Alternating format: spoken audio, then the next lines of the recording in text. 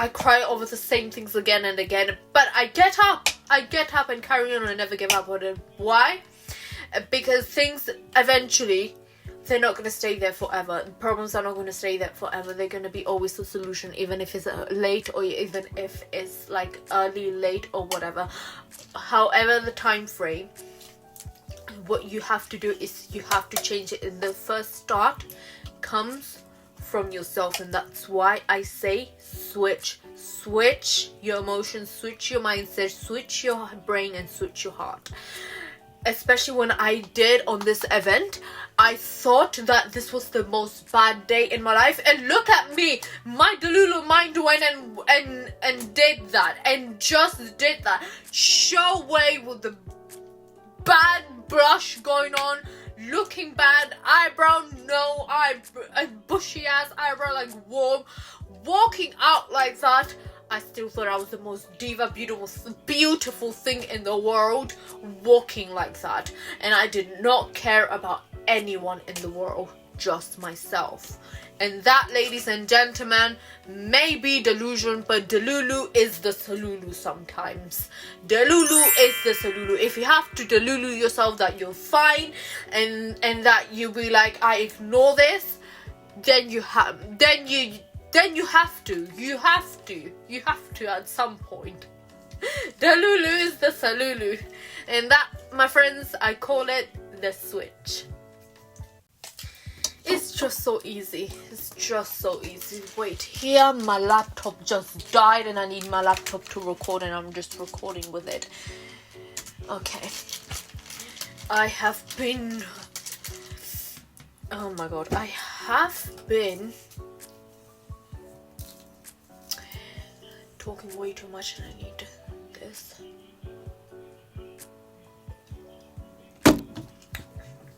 It is true though, everything that I've said, it is true. You just have to master your emotions, your mind, your brain and everything, your brain chemistry and everything, because sometimes I know people's brain chemistry, I know there's mental health problems for everyone else, and maybe people struggle more with mental health, they have higher potential of struggling more with mental health rather than other people, like their brain chemistry works different than mostly other people. But what I can suggest is that I don't let your brain chemistry dictate your mood for today or your mood for the entire week or month. Don't do that, because you have the power to, even if you don't feel like it today, okay, but let it be tomorrow, let it be in a few hours, let it be in 5 minutes. I have no idea, but you have to let yourself have this hope and get up and say, you know what, this is really bad for me. Sometimes my mind bullies me, sometimes my emotions don't cooperate with me. So what I'm going to do is I'm going to take control, and I'm going to dim down, I'm going to at least turn some things off, because I have things to do. I can't deal with it right now. Maybe I can deal with it later, but I'm not going to feel this way, because I don't want this to dictate whatever is going on in my life right now, and highlight this the worst year, month, week, day, minute, hour of my life. Anyway, let's carry on. No, actually, because I've been recording for like 10 minutes, I'll see you guys on the next clip. Hiya, this is like the next part of that break thingy that we had, and now we're going to be moving forward with the next part. I'm going to do this really quick. I'm going to like read this really quick. Why? Because I have no storage left and I need to record other stuff and take photo shoot pictures and everything. So yes, I'm so mad that sometimes I don't have storage to record these videos, because if I did have it, I will have more time to communicate with you guys, and you guys will, you know, like, I like talking to the camera, I like talking to you guys, my angels. Anyway, let's carry on. The teachers had to shove us on the back of the stage, not on the back of the stage, and they were asking questions of did you do this on purpose? Did you go there with bad makeup on purpose? They were trying to figure out if this was another naughty thing that I did, but no, straight up there I said it. No cameras now, no audience. I told them the truth in front of Erica as well. The teachers gave the glare of the year to her and started to ask more questions. Of course, Erica, with her pathetic act that I already knew it was a lie, she got but hurt that she was trying her best to fix my makeup, but in the end she receives this bad treatment from my side. We were both arguing from each other's perspective on who the teacher will believe. That in the end we both ended up getting detention for 2 hours, but I was satisfied. Even if I got the detention, that means I get to see Erica with me going down, but also suffering from what she has done to me. So those 2 hours were nothing to me. I have survived lectures of my parents for more than 2 hours, so this was just as if a teddy bear punched me on my face, felt nothing about it. 2 hours, that was our sentence. The teacher sat at the front of the classroom with her reading glasses resting halfway down her nose, watching us like a hawk. I think that's how you say it, hawk, waiting for one of us to make the tiniest mistake. Our punishment? Write 200 times. We do not ruin school events. Line after line, again and again and again. By the 15th one, my hand was already filling a complaint to my brain. By the 100th, I was questioning every life decision that had led me into this classroom. The room was so quiet, you could literally hear pencils scratching against the paper. Nobody dared to speak, not with the teacher staring at us. So every 30 seconds, Erica sat 2 desks away from me, head down, writing, looking as if none of today had ever happened. This bitch!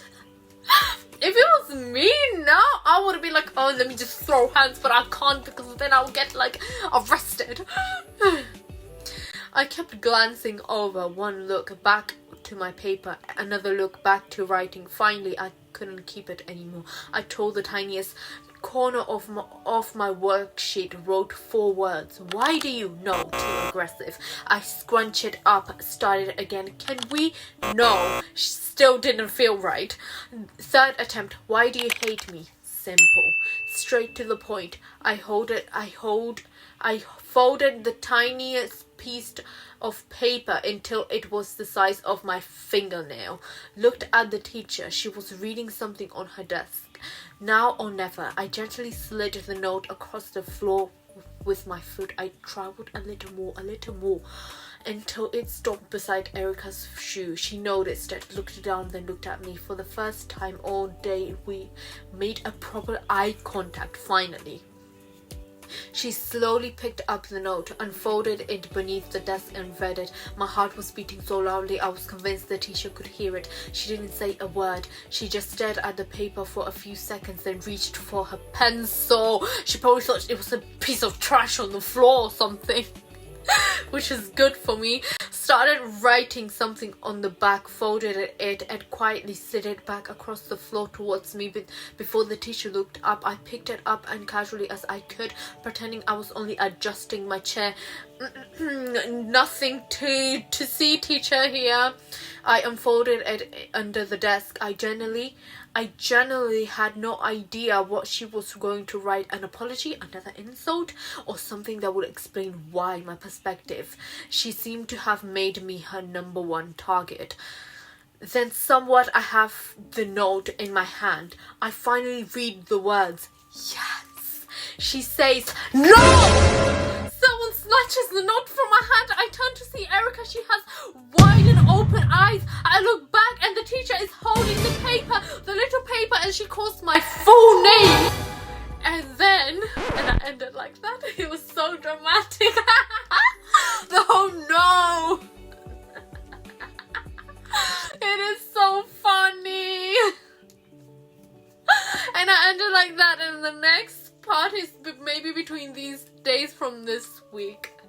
I'm not gonna lie, all the whole time I'm looking at my eyeshadow, I'm like, ooh la la, ooh la la. no kidding, man, no kidding. With the detention, I even remember how my hands were hurting every time in Spain. I don't know if they do it here, but every time in Spain when we have detention, I think either here they give you more homework, there you have to write 100 paragraphs of like, you don't do this, oh I behave nicely, so many times. It's like manifestation. It's like they're brainwashing you with manifestation, and then somehow you magically you become what you write. Literally, I just think they use manifestation techniques for us. Anyway, I'm going to be reading a line from my secret diary because this story is from my secret diary. Pardon me, I still have like liquid on my mouth from the energy drink, so I'm trying my best to like communicate properly. So let's start from here. It says, wait, where is it?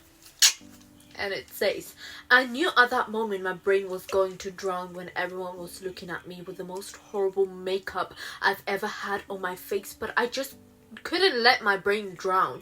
Even if it did not make sense to others, all that mattered to me at that moment was myself. So I picked it up before my brain drowned on the floor, and confidently I said, this is nothing.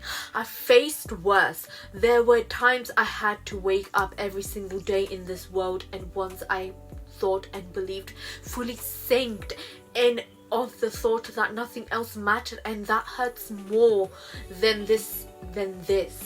So no, so not this time.